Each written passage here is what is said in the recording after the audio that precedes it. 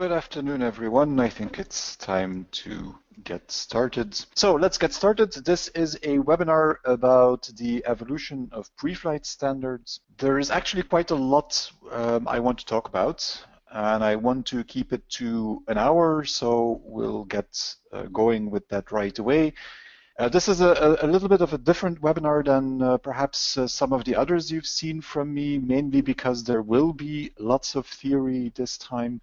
This is about what happened in pre-flight over the years, what standards there are, and where it is all going. So lots of things to talk about, not so many things to show, although I will be using PDF Toolbox once in a while to show you the pre-flight profiles and where to find those and so on at some point during the webinar, but we'll come to that. What are we talking about here? Well, first of all, this is the, I agree, rather cryptical description of the topics I want to talk about. But basically, I want to explain a little bit where these standards come from. Many of you will have heard that story, but it's good to set the stage for everyone who is here.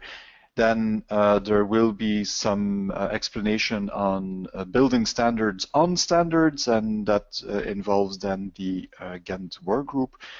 And then there is evolution in the area of pre-flight standards. Where are we going? What is the new stuff that is being worked on?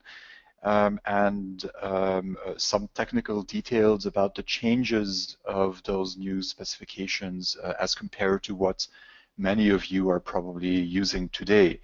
And then, of course, time for questions at the end. So this is roughly what I want to be covering today. We'll see how long that takes, but I'm aiming for about an hour.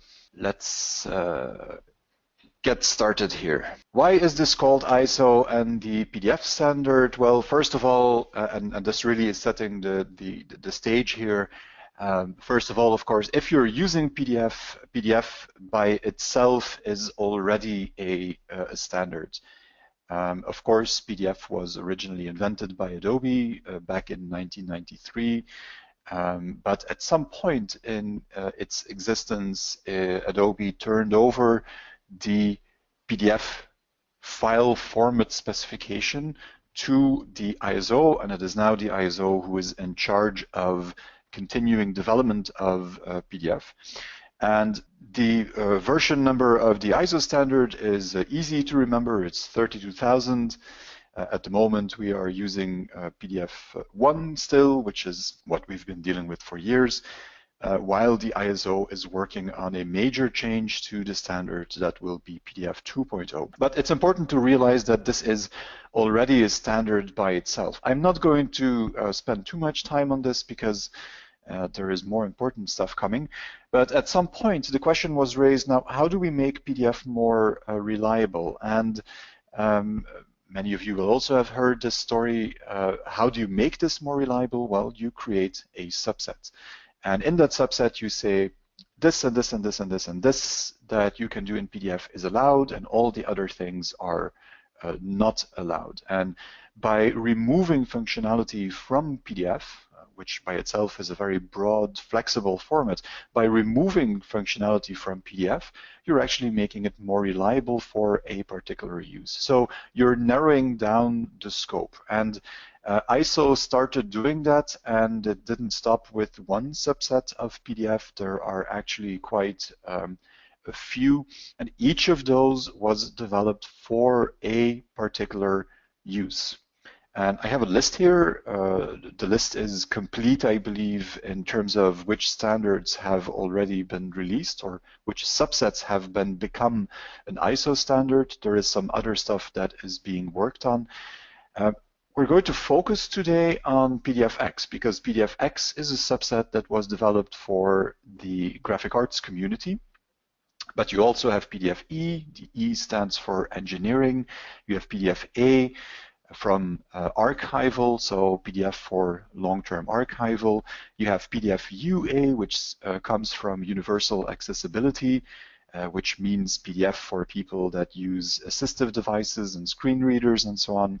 And you have PDF VT, which is also for graphic arts. It stands for variable and transactional, so it's one particular segment of the PDF of the graphic arts community, but it's not the core of what we're going to talk about today. Most of the references that you'll see today are about PDFX because that is for the entire graphic arts community. Where does the X come from? That's a question I often get. Well, the X comes from blind exchange. The original idea behind PDFX, and that's important because it gives you a good sense for what remained in the subset and what was not allowed, so outside of the PDFX subset. The X comes from blind exchange, meaning I should be able to create a PDFX file, give that to someone else in the graphic arts workflow, and that someone else should be able to handle that file without further communication between the two of us. Making that a little bit more concrete, let's say that I'm a graphic designer. I should be able to use InDesign or Quark Express, save a PDFX document, email that to a printer, and the printer should be able to print that without the email containing all kinds of elaborate instructions on what he is supposed to do and not supposed to do. So when you create a PDFX file, the idea was that the complete intent of what you wanted to do with that file is embedded in the file, and that all other pieces that are necessary, such as images and fonts and whatever else you might need, also contained in that file. So simply exchanging the PDFX file is enough to get you going. Of course, it would have been too simple to just make PDFX as a standard and then not have different versions of there. The world is changing, and standards have to change with that. And today there is a long list of what is technically called PDFX parts. So each of these things that you see on the slide is a part of the PDFX standard. You probably heard about PDFX 1A, 3, and maybe 4 as well. The others, it becomes a little bit more difficult. Do you have to know what all of these things do? Well, luckily you don't. If you look at what is in red on my slide here, then those are the ones we're going to talk about in the rest of this webinar. And the one in orange, PDFX 5N, is sometimes interesting in particular workflows, but we're not going to spend much time on that. I might come back to that at some point and tell you a little bit more about that, but we have to start with PDFX 1A and PDFX 4 to explain where these things come from. So let's do that, and let's have a look at some of these PDFX parts. PDFX 1A is based on PDF 1.4. Now, PDF 1.4 is pretty old by now. It belongs to Acrobat 5. I don't know if you remember working with Acrobat 5, but it's quite a few years back meanwhile. And because it's that old, it doesn't have support for a lot of modern PDF features. If you read the PDF 1.4 specification, you'll see that there is nothing about transparency, for example, or layers, or JPEG 2000, or JPEG, or any of these modern things that we use today. And because of that, PDFX 1A does not support those features either.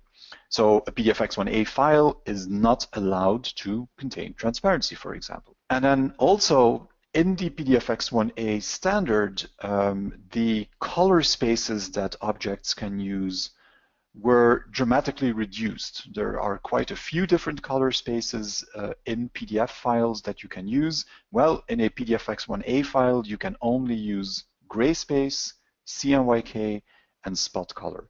You don't have to use all of them, so I can make, of course, a PDFX 1A file that doesn't contain spot color, but you can use all three of those. But you're certain if you get a PDFX1A document, a valid PDFX1A document, you're certain that it will not contain, for example, RGB data.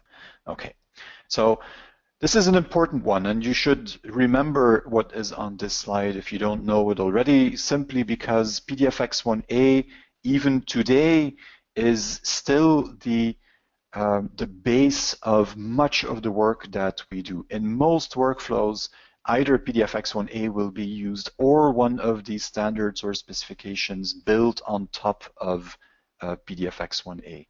So remember that this is pretty old. We'll come back to that later as well. This is pretty old. It limits the color that can be used in a document, and it doesn't support transparency and all of these other new features. Now, a couple of years later, of course, PDF had been evolving, and the ISO committee decided to create a new part of the PDFX standard that did support all of those new features, and that is what you see listed here. If you look at the PDFX4 standard, if you read the document, you'll see that it is based on PDF 1.6. And because of the fact that it was based on PDF 1.6, for the first time, you get a PDFX that allows live transparency. It also allows layers. It allows JPEG 2000, JPEG. So a lot of these modern things that were not allowed in PDFX1A.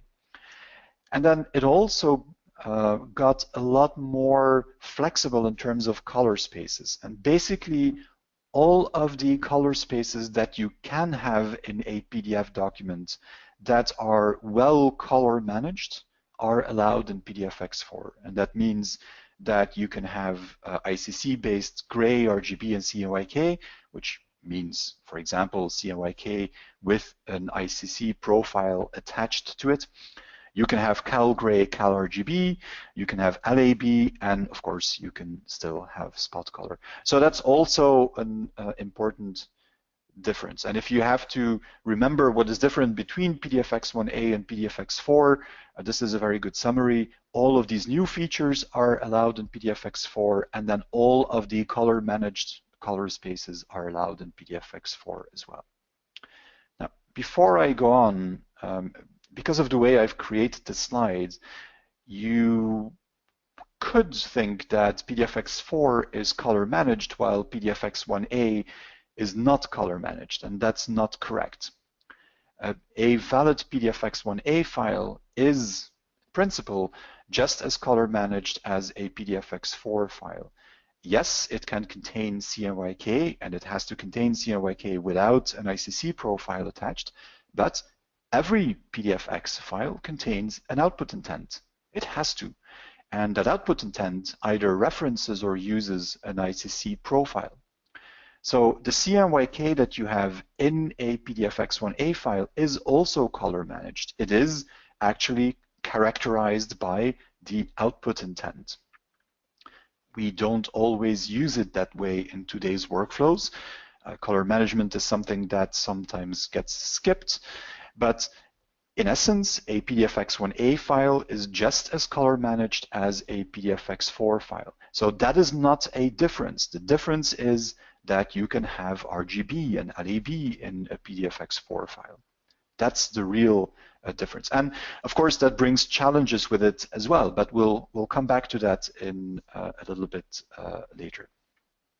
So before I go to the next section here, let me close this out and take you to PDF Toolbox. And in PDF Toolbox, you have this Tools and then Profiles section. Well, in that Profiles section, you'll see a lot of these same PDF-based subset standards. There are sections in here for PDFX, PDFE, A, UA, VT. So all of the same ones that I've mentioned before. And if you open one of these sections, you'll see that not only do I have a section for PDFX, I also have profiles for many of these parts of the standard that are in there. So profiles for PDFX1A, profiles for PDFX4, and as I said, those are the two most important ones that you should remember. And then I promised I was going to say 2 sentences about X5 as well. Well, it's mainly this PDFX5N part that can be interesting. The difference in here is that in a PDFX5N file, you can have an output intent that is a multi-channel output intent. And you see an example here for a 7-color indigo press, but you can have a multi-channel output intent. And that means that in a workflow where you have to work with CMYK plus red or hexachrome or any of those multicolor workflows, PDFX5N is actually a very nice standard because it allows those kinds of workflows. And those workflows are not allowed in PDFX4. There you either have an RGB document or a CMYK document, but never a multi-channel document.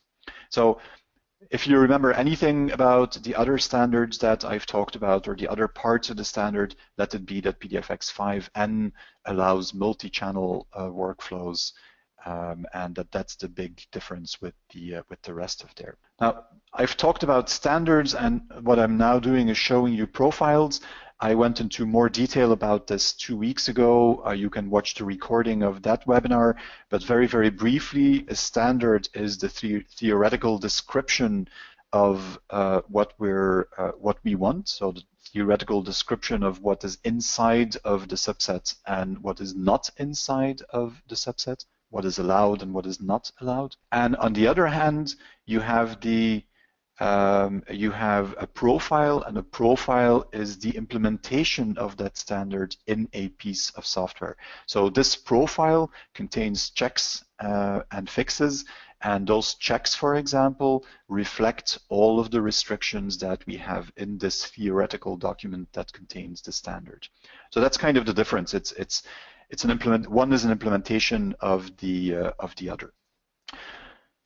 Let's go back to here and let's talk about PDFX, and let's realize perhaps that PDFX is not enough. And well, you should already have been able to tell.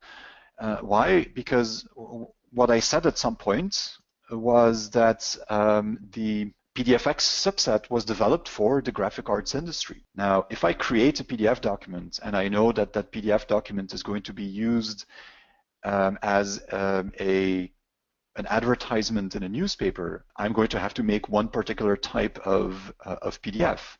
If I know that this PDF is going to be used to print a huge banner on the side of a bus or a plane or a train, then that PDF is going to look completely different. So PDFX helps because it restricts you to those features that make sense in graphic arts, but it's not the complete answer because the graphic arts industry is so diverse and different workflows have different needs. In some workflows, you can use spot color. In others, you don't want spot colors. PDFX contains no resolution limits. Why? Well, that advertisement for a high-quality magazine is going to need a different image resolution than a banner that is printed on the side of a house. There are no limits on font size. Same reason. There is nothing about tack, ink limits, and so on, because there are so many different production processes. So PDFX by itself helps. You're always better to create a PDFX file than to simply send a PDF file. But it is not enough to be really sure that a PDF file is usable for a particular purpose. And because of this, a long time ago, between 1997 and 2002, a lot of discussion took place on what are the restrictions for a PDF in a particular market segment. This was the time that the original preflight applications were developed, and Focus Pitstop dates back to 97, Callas PDF Toolbox dates back to 97, and a lot of people started to wonder what the rules were. And because this happened all across the world in different countries, at one point, the idea came up to form a group of people, and that became the Ghent Work Group because the first meetings were in Ghent. It was founded in 2002, and the purpose of that group was to develop pre-flight guidelines. That was the first task that was tackled. That group still exists today. I'm actually executive director of the group at the moment. And if you look at the list of members, then they are very international. They come from all across the world. And you find a group of people from user associations in different countries, software and hardware vendors. You have industry members, actual printers and publishers and creative people or consultants that are in graphic arts. You have educational institutions, so schools, universities, and then liaison with some other groups like CIP4, for example. And that group of people decided to come up with rules that would make PDF reliable for specific applications. And when I say for specific applications, that could mean different things. It could mean that you want to look at what you want for a PDF document if it's going to be used as a newspaper ad. You could think of, well, if I use a particular print technique, production technique, what do I need in that file? Or if I'm in packaging or a different market segment, what do I need in that particular market segment? So the idea was to come up with guidelines that were different for each of these different uses of PDF. Of course, we could have started from scratch at that point, but creating a standard is a lot of work. So it would have been stupid not to reuse the work that was already done on PDFX. If you look at the work of the Ghent Work Group, even today, you'll see that all of the Ghent Work Group specifications that you find are actually built on top of PDFX. The original ones were built on PDFX 1A. We'll talk a little bit later about some other developments. But originally, we took the PDFX 1A standard and said, okay, let's come up with a list of restrictions that are to be followed on top of what is already restricted in the PDFX 1A standard. And this is a bit of an overview. And because of this additional restriction thought, very often these specifications are referred to as PDFX plus specifications.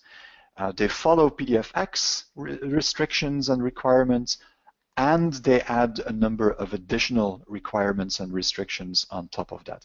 And what you see here is a bit of a comparison between what is checked in a PDFX, in the PDFX standard, and what is checked in the Ghent Work Group standard. And you see that, for example, for spot color, PDFX doesn't say anything about spot color. Well, the Ghent Work Group does. For particular market segments, it will actually tell you whether spot colors are supported, are allowed, or not.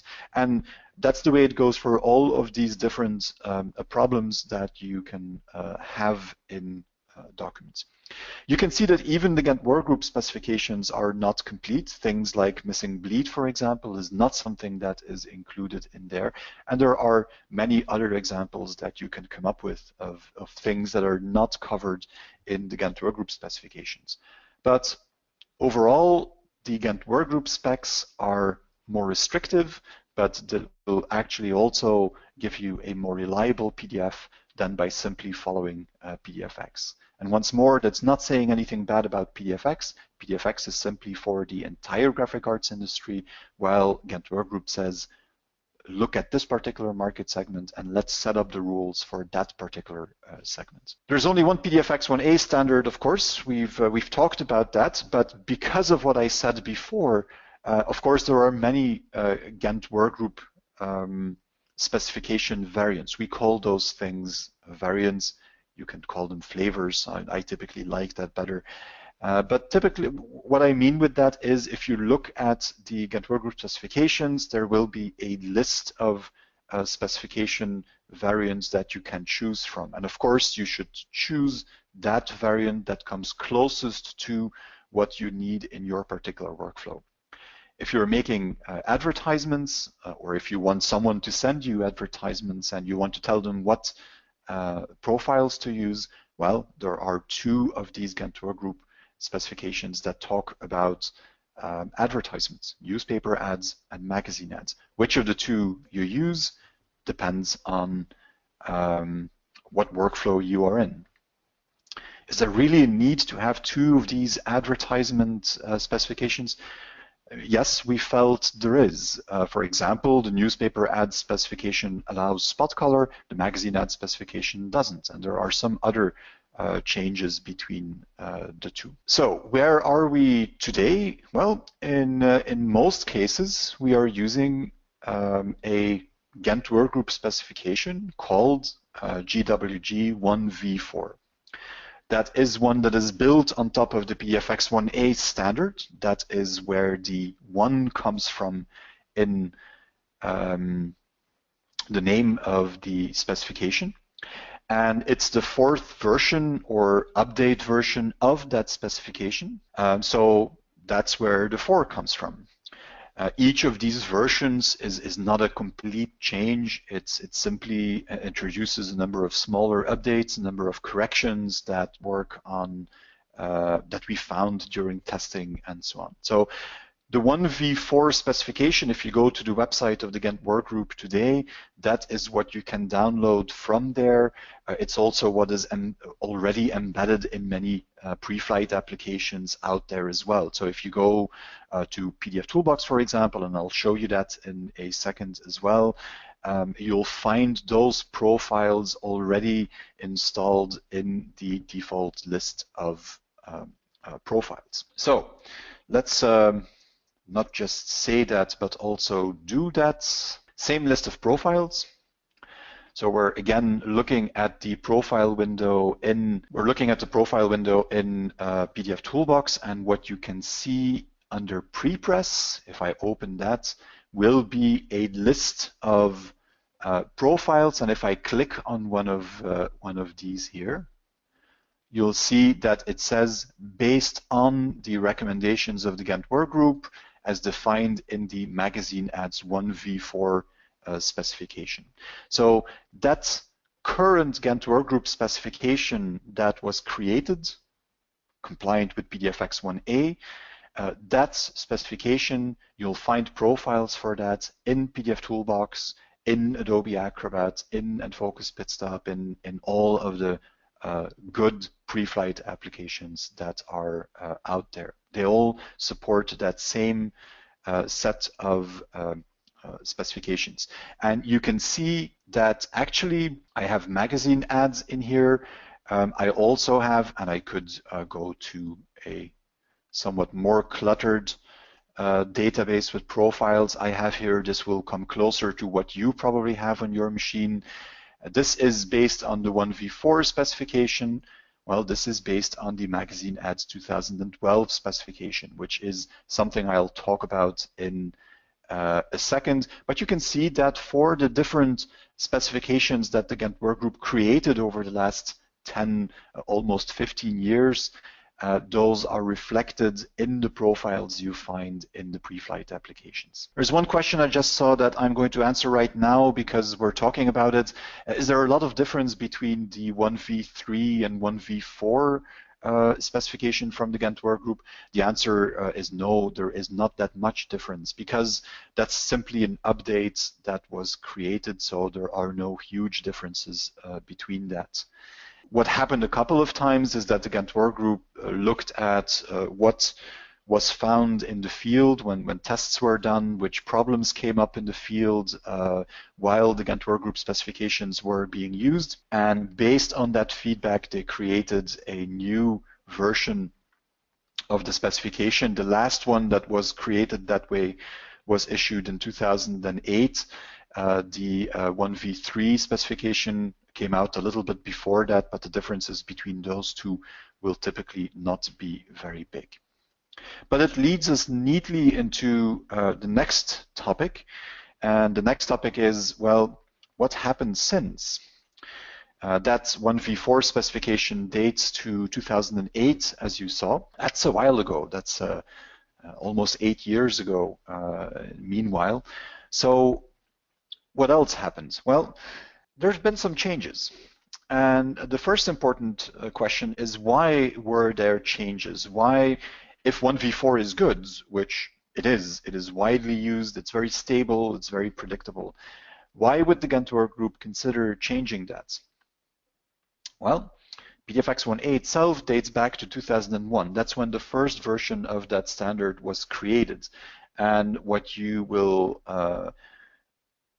realize is that that's actually quite old. It's 15 years old. And we've already said it doesn't allow a lot of very useful things. And you see a slightly bigger list there of what is not allowed in PDFX 1a. And so what is also not allowed in the 1v4 specifications from the Gantt workgroup, because they are built on PDFX 1a. And that could be a reason to start looking at, isn't it time to do something something new? Except that it's not really a good reason. It's technically interesting to look at that, but if there are no real problems in production workflows today, why would you come up with a new set of specifications? What you'll find is that when you start discussing that, is that 1v4 is still a very good specification, and PDFX 1a is still very usable today, but there are more and more workflow cases where you need something more modern. And I've listed a couple of them here. And the first one is, well, PDFX 1a is not very good at allowing you to keep the full color gamut of elements in a file. It only supports CMYK. The gamut of CMYK is pretty limited. So that means that any picture that you put in there, for example, has to be converted to CMYK. So you lose much of the extended gamut that you have in that RGB picture in that conversion to CMYK. If you want to do cross-media publications, for example, or you want to print this on a new digital device that has a much bigger color gamut, that's really annoying because you're not going to be able to use that big gamut of your images if you're supplying a PDFX 1a file. The second problem is with transparency. I said a couple times that PDFX 1a does not support live transparency. That means that if you design something in InDesign or Quark Express that contains transparency, and we all know that that is really easy to do, use a drop shadow and it's already there. If you have something in your design that uses transparency, then you'll have to flatten that. And the transparency flattening process inherently is a very complex one. It creates complex files, and it also causes a number of potential problems. The first one is, if I have a file, specifically if I have a file that also contains spot color, and I do transparency flattening, there is no really good way to, after that transparency flattening, go in and change the spot color to process, for example. You really risk issues where the file will visually change as a result. There are workarounds for that, but at best they're workarounds. It's not really a clean solution. The other problem is, and you've probably seen that at some point, the other problem is that if I create a PDFX 1a file and I flatten that transparency, then typically what happens is that elements in the file are cut up in different pieces. Some of them may be vectorized, the text may be vectorized, some pieces may be rastered, and if you look at files like that on screen or on a mobile platform, on a tablet or on a phone, there is something that is called the white line problem, and what that means is very literally you see white lines in between the different elements. Usually you don't see that in print. I say usually because we have seen cases where it was visible, but even if you only see it on mobile platforms, it is really, really disturbing. And there really isn't any way to fix this except allowing live transparency, which you cannot do in PDFX 1a. And then the third point on here is, in more and more workflows, people start looking at a technique that is called late binding, which means we create one master file and we work with that master file as long as possible, and only at the last minute will we convert that file into a PDF suitable for the production I'm going to, because at the last minute, the output device that I'm going to use might change. I might choose digital instead of offset, or if I'm working in a large format workflow, I might select a different device, and that different device uses different inks, has a different gamut, and so on. If you convert everything to CMYK,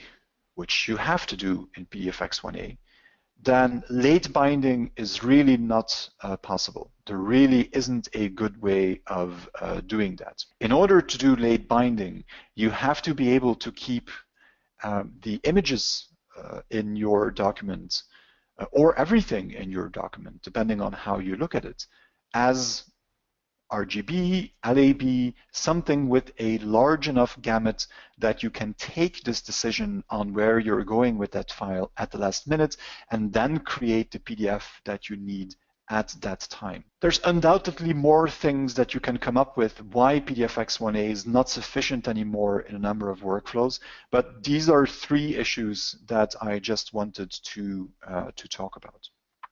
So let's see.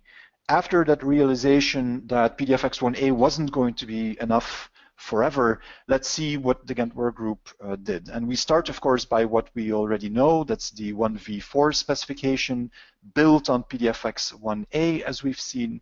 And this is what is used by most national standards in Europe, but also what you'll see used worldwide. It's not always called the 1v4 specifications from the Ghent work group, but in many cases you'll find that what is used is either identical or very similar to those specifications. Now, in 2012, the Ghent work group already started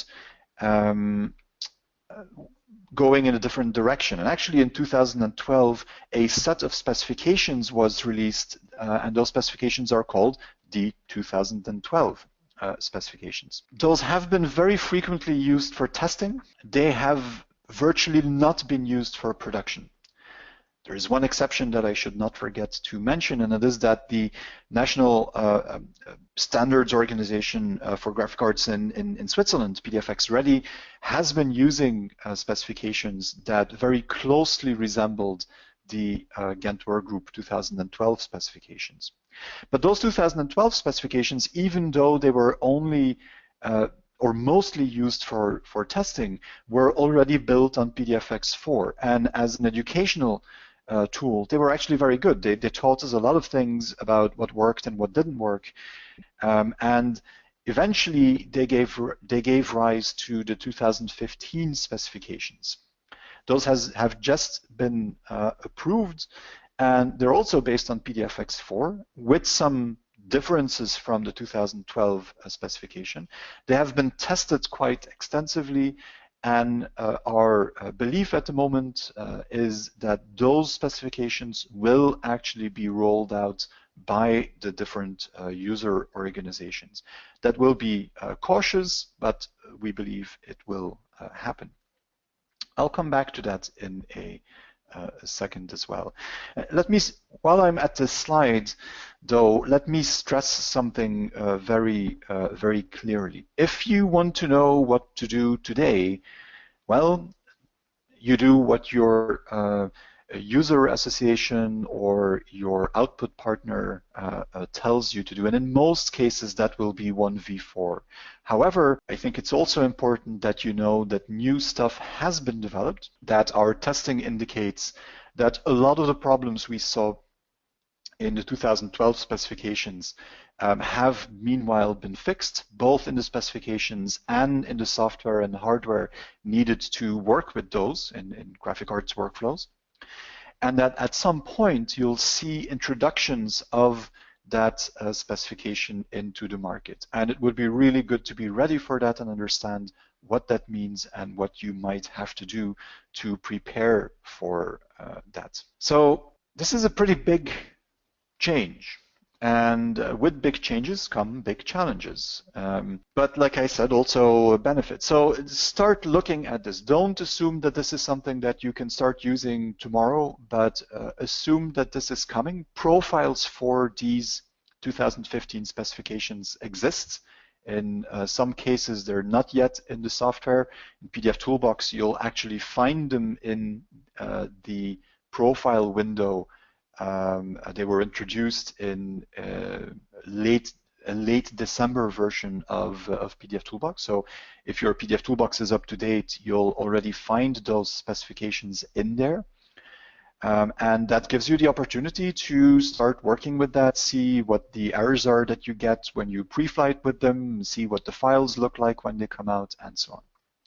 But what I want to do in the rest of this this webinar, and I think I need about another 10 minutes to finish this, so we should be good on time, is explain some of these differences. And the reason for that is that when something is unknown, it's very easy to assume it's not going to work and it's going to be difficult and so on. And it's not a new feeling. What you have on your screen right now is a screenshot, actually a picture of an old map. And what you very often found on old maps is in those areas that have not been explored yet, you saw drawings that said, here there be dragons. We haven't been here, danger, keep away. What you find is that once you do that exploration and you see what is actually there, many of those dangers are simply not there. So that's what I want to accomplish with the rest of my time here, is showing you what the differences are that you are going to see when you start looking at those 2015 specs. You know what is in 1v4 today, and you're used to working with that. Well, if you would change to 2015, what are the differences and what can you expect? The biggest difference, perhaps, is that change from PDFX 1a to PDFX 4. And PDFX 4, as we've talked about a couple times already, is a lot more open and allowing than PDFX 1a. It allows transparency, those extra color spaces, it allows optional content, and so on. There's two things to be said against that, or in combination with that. First of all, that it is not because PDFX 4 allows something that the Ghent workgroup specifications will also allow that. And you'll see some examples in the slides coming up. The Ghent workgroup, as always, places additional restrictions on top of the base standard. So don't think that because PDFX 4 allows something, it will certainly also be allowed in the Ghent workgroup specs. That's not the case. And secondly, you have to realize that PDFX 4 allows more modern features, but at the same time, it's a more strict standard. The checking that is done on the structure of PDF files, on fonts, and on metadata, just to give 3 examples, is a lot more strict than the checks that were done in PDFX 1a. That may lead to some additional warnings or errors that are generated when you pre-flight files with it, but it will also give you more reliable documents in the rest of the process. So that's the first big change, and perhaps the biggest change between 1v4 and 2015. The second is, we talked about variants. Those variants are those specific profiles or specification flavors that we create for different market segments, newspaper ads, magazine ads, sheet fed offset, and so on. The number of variants in 2015 has first been reduced. Why? Well, because we found that some of these variants were simply not used, or because as things evolved, we saw that the differences between 2 variants were so small that it was better to simply merge them and create one variant. So the number of variants has been reduced, which makes it easier to select which specification flavor you're going to use, which profile you're going to use. At the same time, though, for each of the variants that you had in 1v4, there will be 2 copies of that variant in 2015. One is a CMYK variant, and the other one we call the CMYK plus RGB variant. And the reason for that, of course, is color use. In 1v4, so in what you know today, the colors that are allowed are gray, CMYK, and spot color. In this CMYK variant of the 2015 specifications, that is exactly the same. There are no differences in what color spaces are allowed.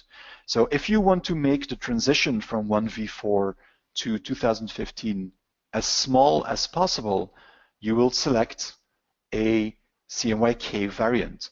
And in that CMYK variant, you're sure at least that you won't encounter calibrated RGB, no calibrated LAB, and so on. No LAB, I didn't want to say calibrated there. So none of these new colors, only the ones that you're already familiar with in your workflows today. However, if you take the new variant in there, CMYK plus RGB, then you can have those additional color spaces that are allowed in PDFX 4. So in that case, yes, you might encounter elements that use RGB with an ICC profile attached to it, for example. But there are rules. PDFX 4 is pretty open when it comes to the use of these new color spaces. The Gantt workgroup is not. First of all, everything must be color managed. And what we did is we limited the color spaces that are possible in PDFX 4 so that A, everything is color managed, and 2, anything that we thought would create problems in today's workflows is not allowed either. The output intent in such a file must be CMYK. In PDFX 4, you could also have an RGB output intent to create a full RGB workflow.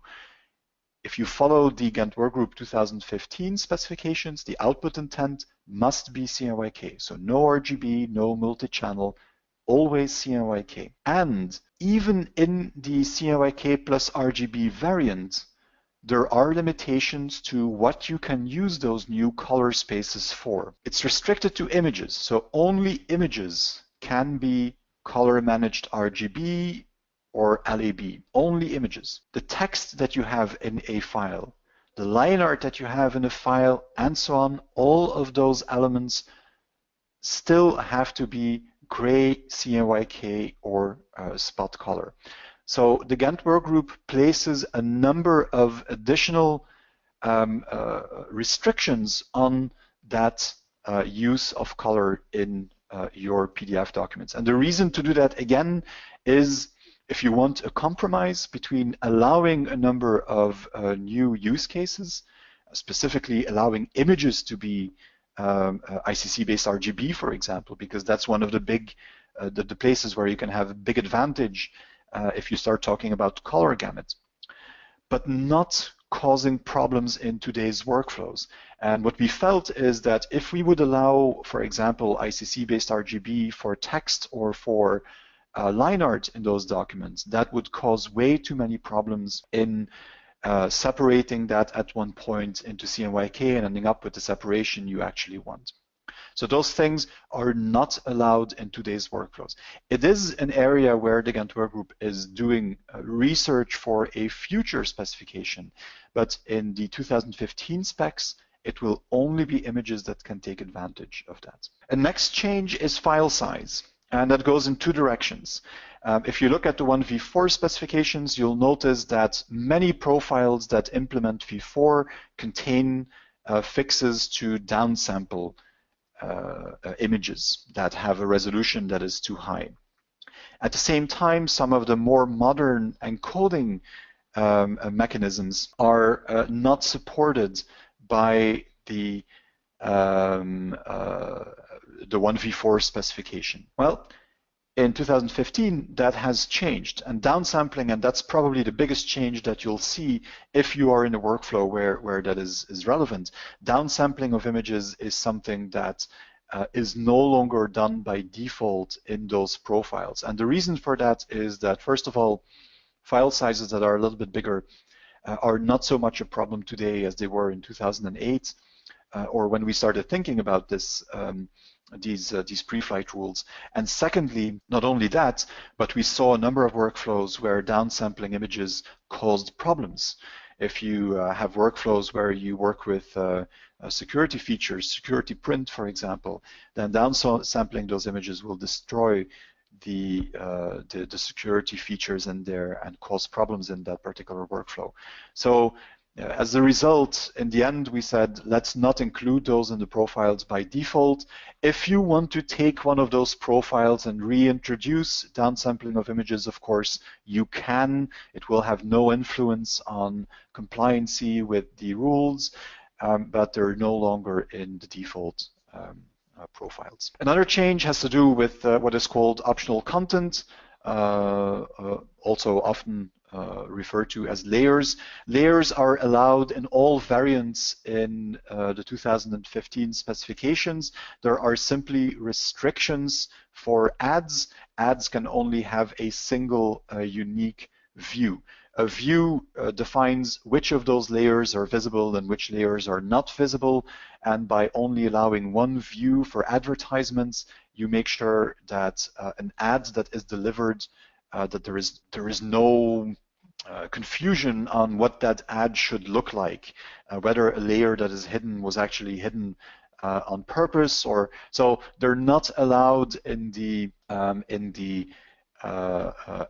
newspaper ad and magazine ad specification, but they are allowed in all of the other specifications, which means that you'll be able to work with optional content in files that are compliant with the Gantt Group specifications. And for some markets, like packaging, large formats, in some cases magazines, for example, where you work with regional and language variants and so on, that can actually be very, very useful to build more intelligent workflows.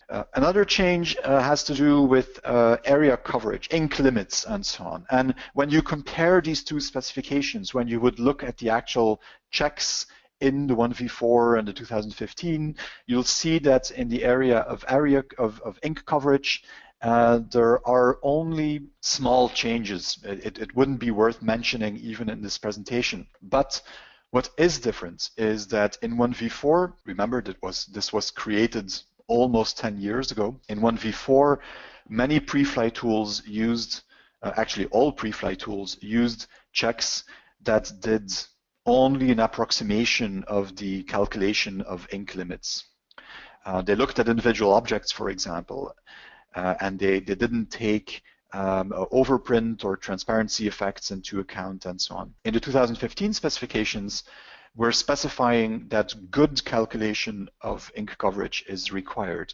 And that will, or might in some cases, have as effect that the calculation that you see for one file is different between 1v4 and 2015, because 1v4 uses this approximation, might not see some potential problems, while in 2015 you have the good calculation and accurate results. The result you get in 2015 will always be more accurate than what you had in 1v4. Just remember, there might be differences there. So this is, again, one of those areas where you want to do some testing and see what happens on the documents you have in your workflow. And that's actually the last one of the bigger changes that we went through. So what is left then? Well, you have in 2015 the fact that open type fonts are allowed. So you can directly embed an open type font in a PDF document. However, there are not there aren't that many layout applications, if any, that can embed open type fonts in PDF today. So it's not something that you're going to see a lot of errors or warnings about. The same with 16-bit images; those are allowed as well. It's very difficult to create them today, so not something that is going to make a lot of difference. In the 1v4 specifications, you could use ICC profiles version 2. We actually, through testing, determined that there are really no problems anymore with ICC profile version 4. So those are also allowed in the new specification. In 1v4, there was a list of acceptable ICC profiles. For example, if you wanted to create a newspaper ad, there was, during preflight, the output intent of the file was compared to a number of ICC profiles that the Gantt group thought were appropriate for a newspaper ad. That check is simply no longer there. And the reason that check is no longer there is because the collection of ICC profiles that we had to deal with to create that check simply changes too much for a long-term specification. And we felt that there was very little value in having this because it was always outdated anyway.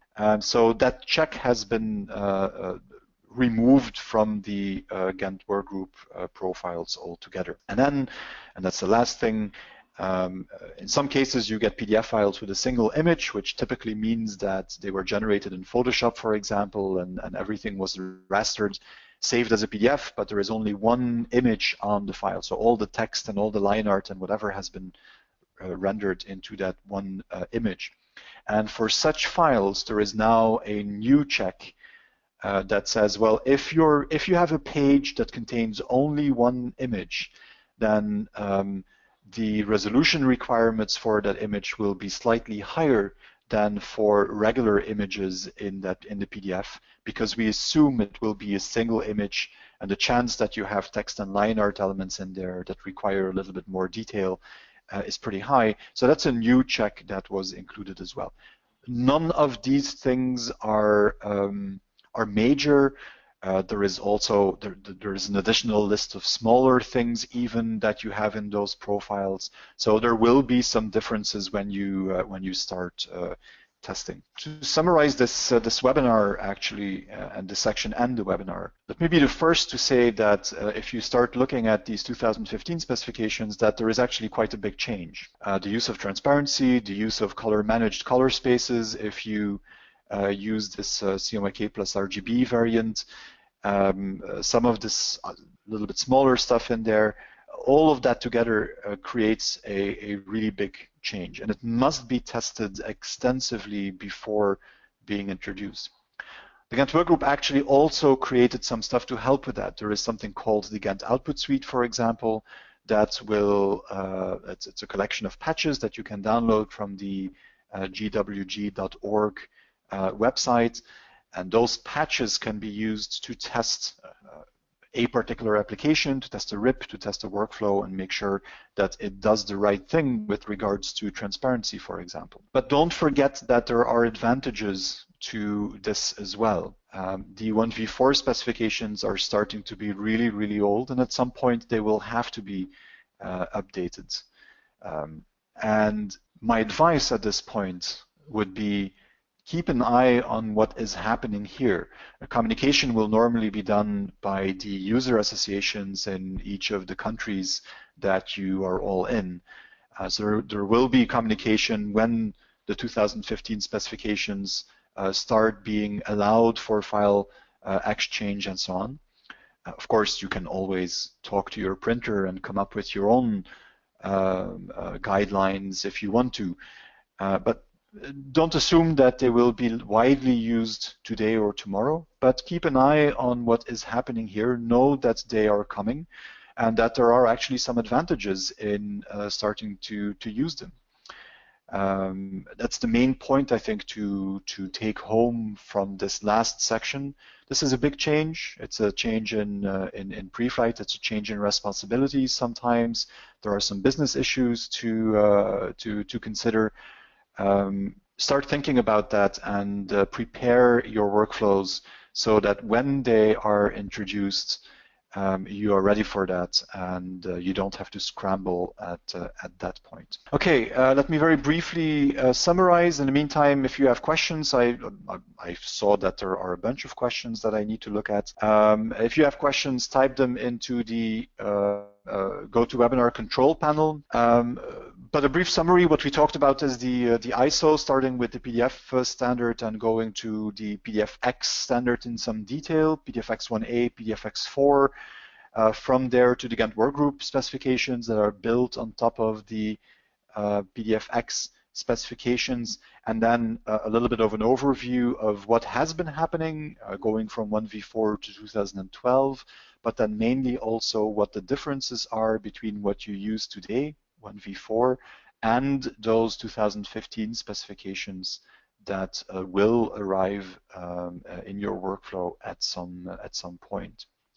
So let me see at questions. One question, are the PDFX specifications used in companies outside of Europe, or even in other countries than Europe, than France in this case? In France, they're not used a lot. Actually, I think that's mixed. First of all, the PDFX specs by itself, I think, are not used by itself all that much.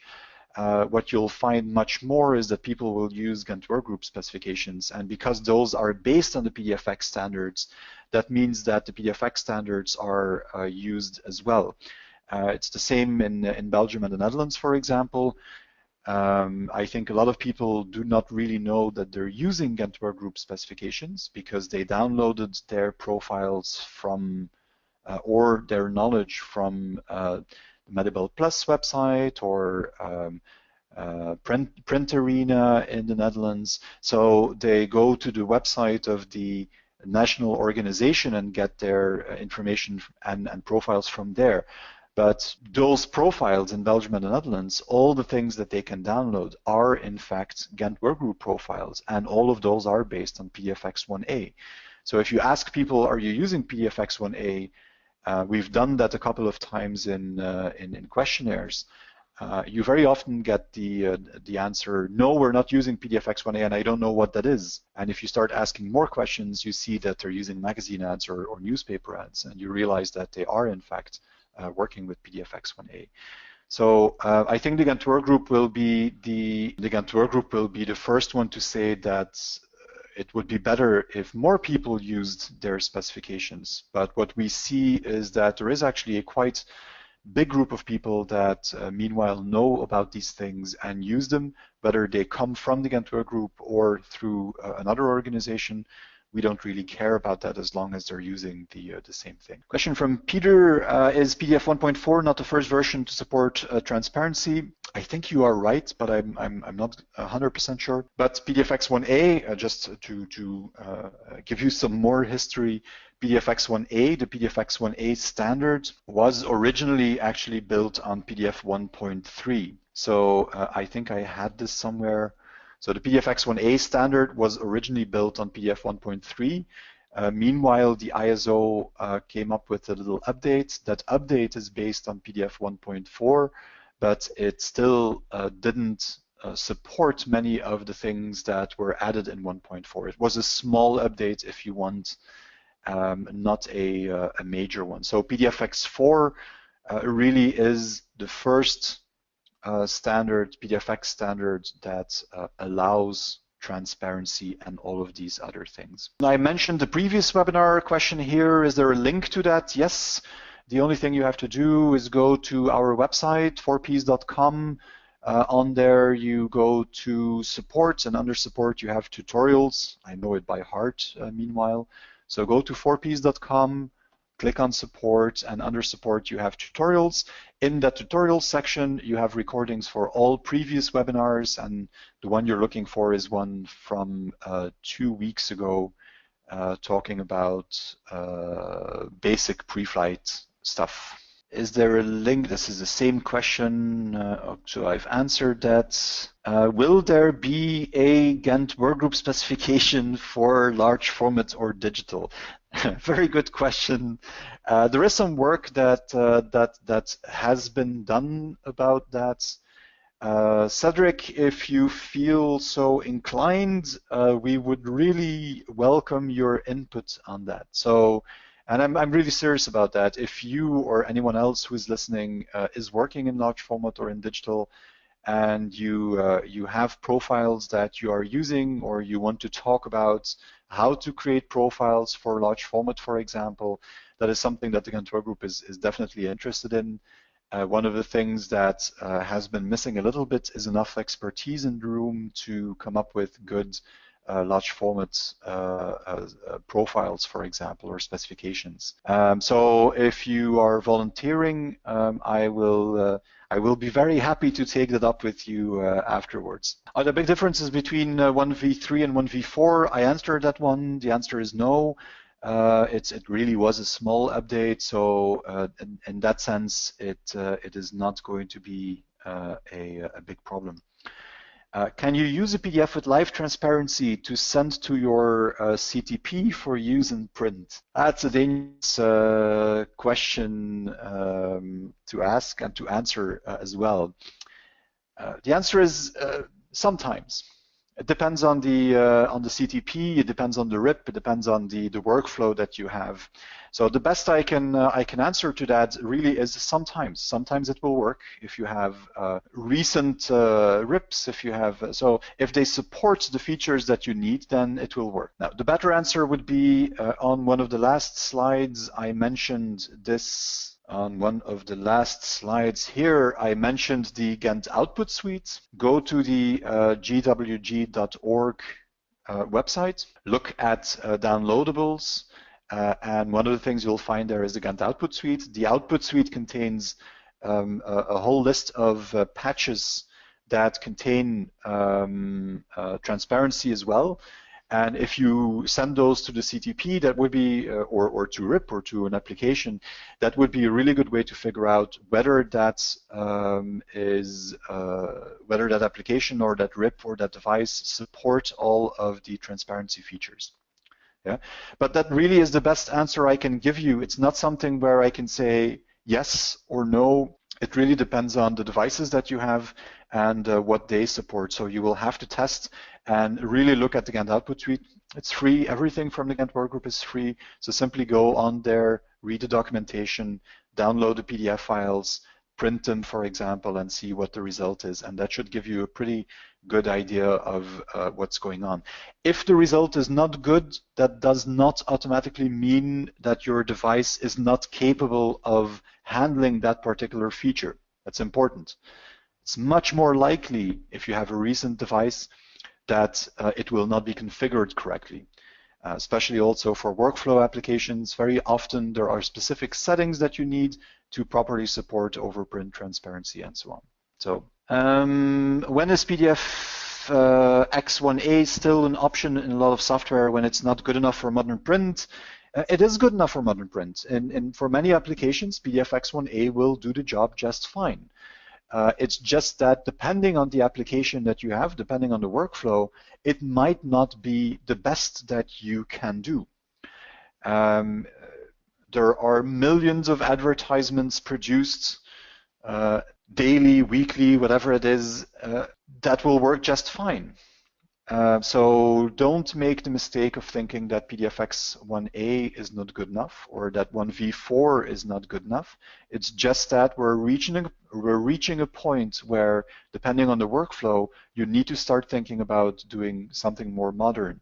And that's why you have this change to 2015 and this very, very cautious introduction of the 2015 specifications. Big challenge is to have more RIPs able to deal with transparencies. I could not agree more, Vincent. Of course, that's the problem in many cases. But like I said, don't always assume that the RIP is simply not capable. Also have a good look at the configuration of the things that you're working with. It might be so that you can actually reconfigure so that it does work. What is the difference between ICC-based RGB and Cal RGB? Very good, though, technical question.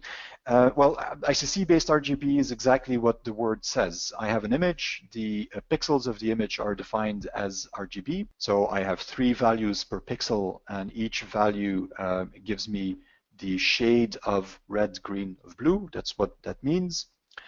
And that image has an ICC profile associated with it. That is ICC-based RGB. And because there is that profile associated with it, you know exactly what type of RGB you're talking about. Cal RGB is a little bit different. It's a color space that is defined in PDF that where the rules, let's put it this way, there is no associated ICC profile with Cal RGB, but it is as if the ICC profile, a specific ICC profile, has been embedded in that Cal RGB definition.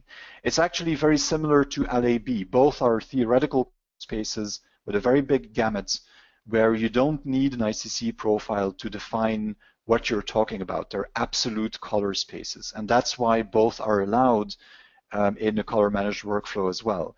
If you have Cal RGB, it's an absolute color space, so it defines exactly what you're talking about. If you have ICC-based LAB or ICC-based RGB rather, then that ICC profile defines what you're talking about. So similar, but from a technical point of view, still different.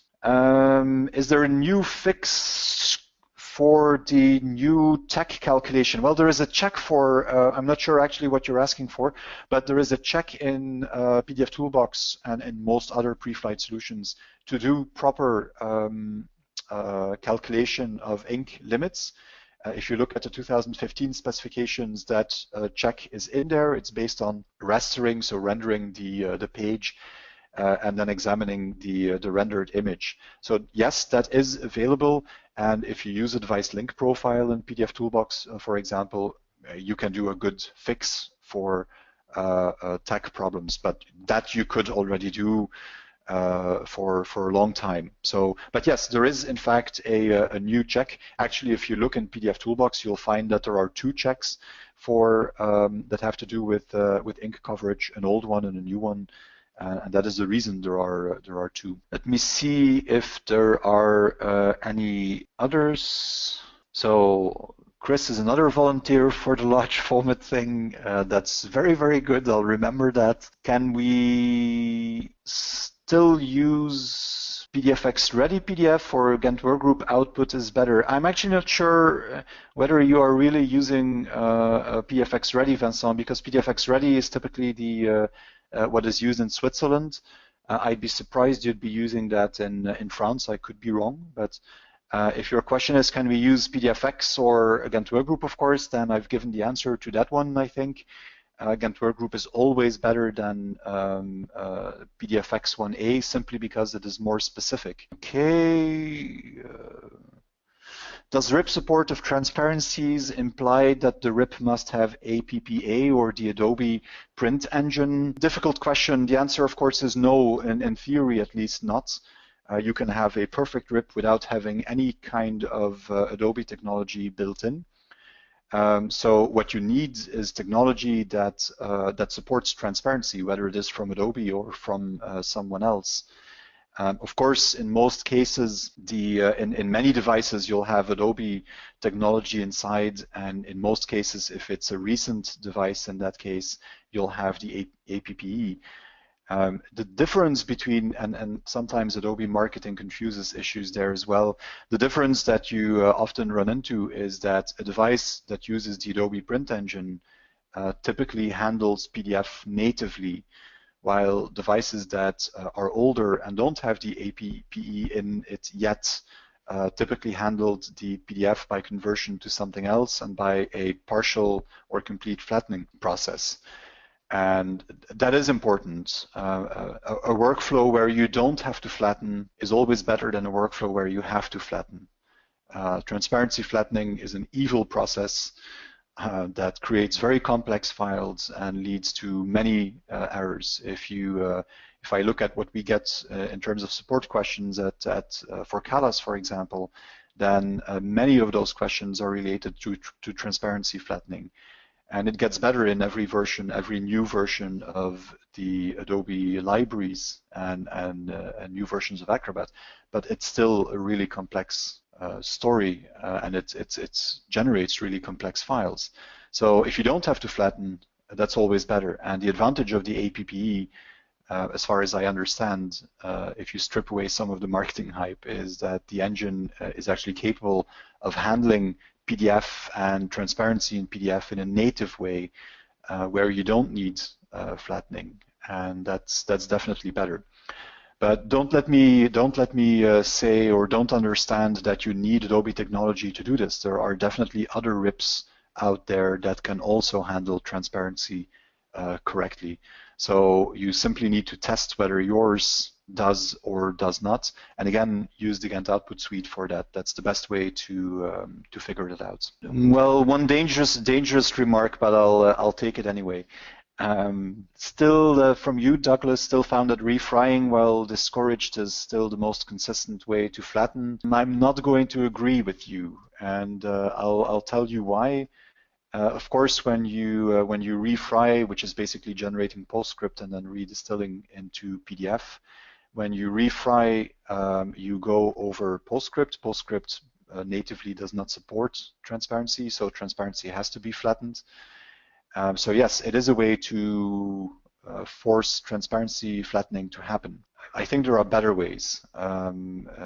If you look at one of the PDFX 1a profiles in PDF Toolbox, for example, so any profile that is based on PDFX 1a, whether it's under the PDFX section or it's under prepress, but if you look at one of these convert profiles, then those will also do transparency flattening when it's necessary. And the transparency flattening process that happens is essentially the same. In both cases, you have Adobe technology that does this thing for you, talking about PDF Toolbox here. So in both cases, you will have transparency flattening that happens.